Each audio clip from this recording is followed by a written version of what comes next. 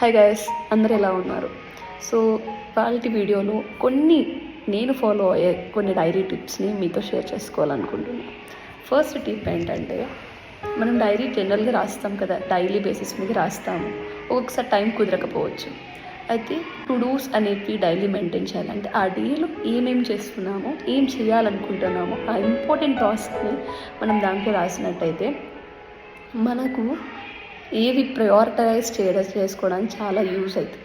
అంటే ఏది ఇంపార్టెంట్ అనేది ఈజీగా తెలుస్తుంది. సెకండ్ టిప్ ఏంటంటే, మనకు వచ్చే డైలీ బేసిస్ మీద ప్రతి ఒక్క డేలో కొన్ని పాజిటివ్ ఐడియాస్, నెగిటివ్ ఐడియాస్ మనం ఫోకస్ చేసి మన పర్సనాలిటీ లేదంటే మన కెరీర్ని ఫోకస్ చేసి కొన్ని ఐడియాస్ అయితే మనకు వస్తూ ఉంటాయి. సో ఆ ఐడియాస్ని కూడా లిస్ట్ అవుట్ చేసుకోవడం వల్ల మనకు ఒక 1 వీక్ 3 డేస్ అవుతున్నప్పుడు ఆ ఐడియాస్ పూలప్ అయి ఒక బిగ్ మేజర్ ఐడియాస్గా ఫామ్ అవుతాయి. సో ఆ ఐడియాస్ని మనం మన లైఫ్లో యూజ్ చేసుకున్నట్టయితే చాలా వరకు ప్రాబ్లమ్స్ని అయితే మనం క్లియర్ చేసుకోవచ్చు.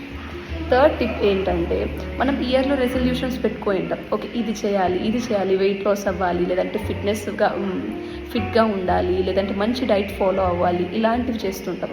ఎప్పుడైతే మనం అవి చేయాలనుకుంటాం, బట్ ఆ రెజల్యూషన్ కింద రాసుకున్న తర్వాత ఇయర్ మొత్తం చూసుకున్నా అవి ఫుల్ఫిల్ చేస్తామో గుర్తుకుంటారో లేదో తెలియదు. సో అది రాసుకున్న తర్వాత దాన్ని ఒక ట్రాక్గా డైలీ బేసిస్ మీద లేదంటే 2 days వన్స్ చూస్తున్నప్పుడు మనకు తెలుస్తుంది, ఓకే మనం ఇది రాసుకున్నాము, కరెక్ట్గా ఫాలో అవుతున్నామా లేదా అని. సో ఈ టిప్స్ అయితే నేను నా డైలీ లైఫ్లో అయితే ఫాలో అవుతున్నా. I got so much of result on daily basis. So నేను ఇంప్రూవ్ చేసుకోవడానికి కూడా చాలా యూస్ అయ్యాయి. సో ఈ టిప్స్ మీతో షేర్ చేసుకుంటున్నాను. ఒకవేళ ఈ టిప్స్లో ఏ టిప్ అయినా మీకు నచ్చినట్లయితే కామెంట్ సెక్షన్లో తెలపండి. And thank you so much for watching.